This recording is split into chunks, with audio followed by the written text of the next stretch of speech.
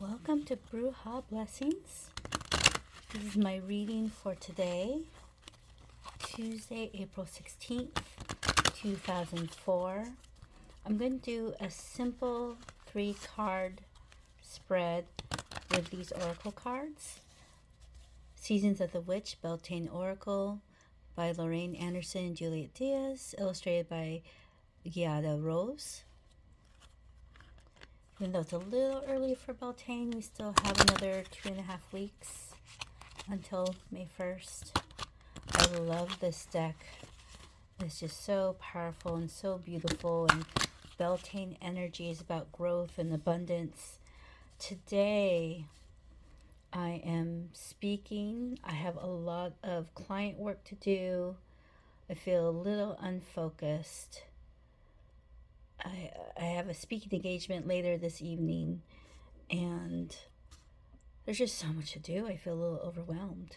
So I'm going to do a 3-card spread, and I'm going to ask for my focus, my solution, and advice.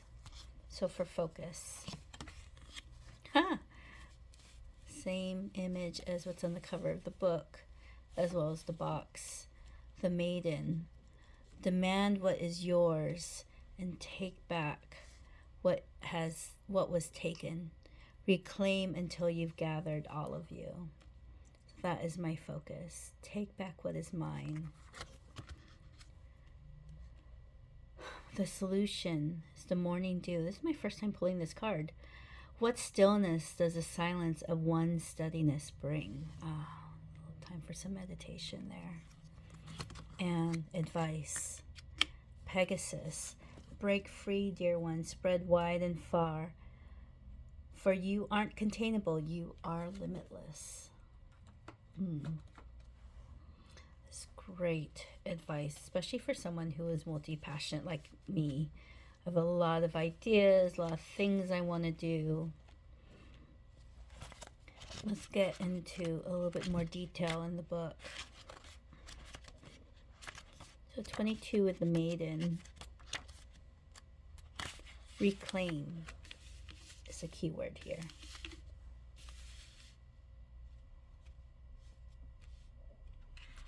Demand what is yours and take back what was taken. Reclaim what you've gathered, all of you. Reclaim until you've gathered all of you. Let's take back the power of the maiden. In many ancient cultures, maidens were considered to be divine manifestations on earth. Many oracles were left sexually pure, but were also considered to be powerful beings who had direct channels to the gods. Over the years, maidens have been reduced to being people who need to be saved or supported by stronger, more masculine beings. But we say a maiden is someone who is on the cusp of embracing her freedom and is ready to enter the world as a sacred being she is. Maiden brings you an invitation to stand at the gates of your increasing power. You are guided to reclaim your inner warrior. You are guided to reclaim your inner warrior, your divine feminine energy, and your primal force of creativity. Perhaps you're afraid of how powerful you truly are. You can feel it in your bones, but worry it will spin out of control. Or maybe you were taught to reduce your power so as not to scare others away. There are many prisons placed on wild women by those who are afraid to embrace the strength of a woman unleashed. But to reduce the strength within you is to dampen your soul's purpose in this lifetime. Within this force lies all you need to make your dreams a reality. There are many prisons placed on wild women by those who are afraid to embrace the strength of a woman unleashed.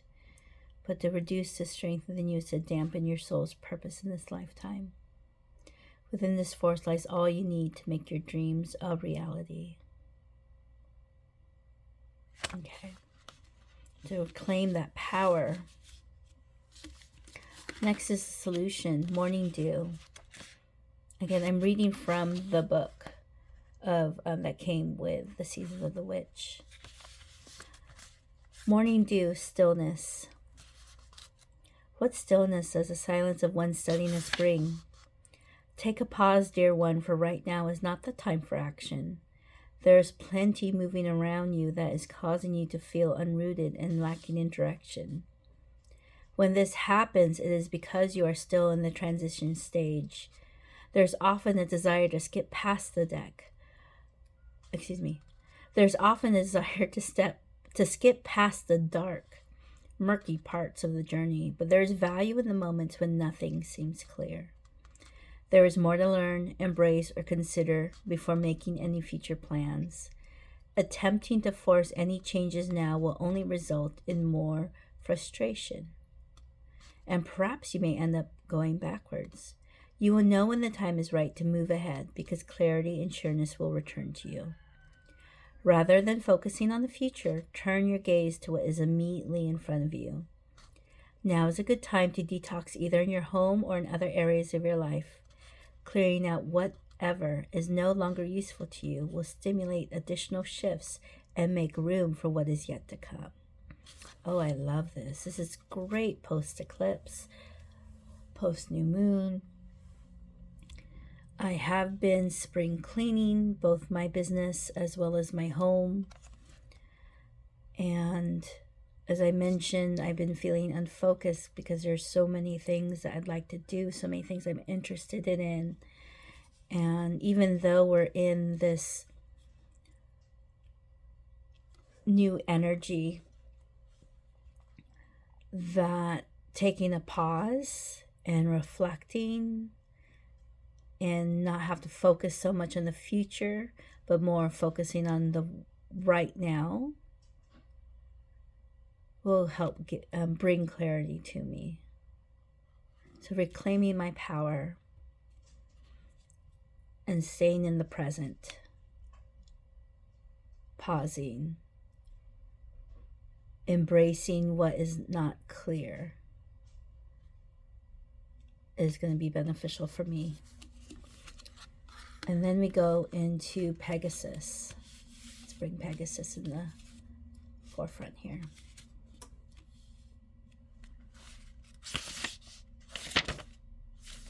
Number 30.